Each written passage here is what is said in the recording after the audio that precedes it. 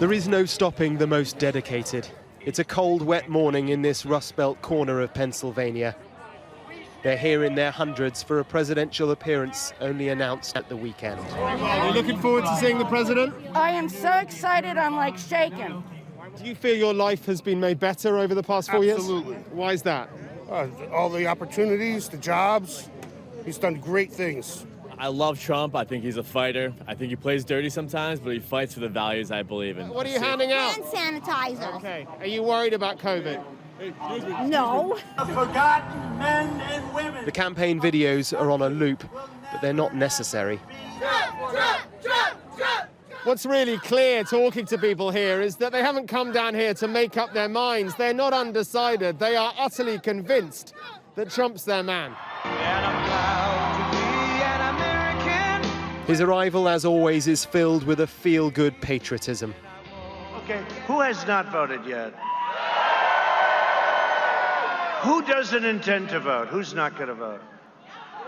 Oh, you better say that. You'd be in big trouble in this court. So who is going to vote for Trump?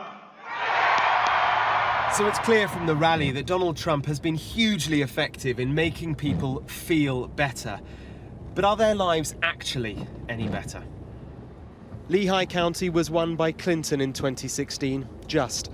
But the neighbouring counties, they swung to Trump. This is just the sort of place where a few votes either way will make all the difference. Not far from the rally at Blocker's Coffee House. So what happens 15 years, that's the answer. We meet Michael and Vince. So I see his policies as houses of cards, things built on sand that aren't solid. I think he's a con man. I think he talks a good talk. I think at the end of the day, he can't walk the walk. It's interesting that two guys like us that live so close together can see things so differently. I certainly see things that Trump has done to help people that in the past were forgotten. Is your life better? It's certainly no worse. How about you, Vince? Life better now than it was 4 years ago? It's unsettling. It makes me kind of embarrassed to be an American, honestly. Okay. So my understanding is the That's Biden okay to tax ask. plan is... We could have listened all day. They may be divided, but here at least it's amicable, and the passion is all American. This election isn't about changing minds. It'll come down to turnout in the end. How many more can be drawn to each side? Mark Stone, Sky News in Pennsylvania.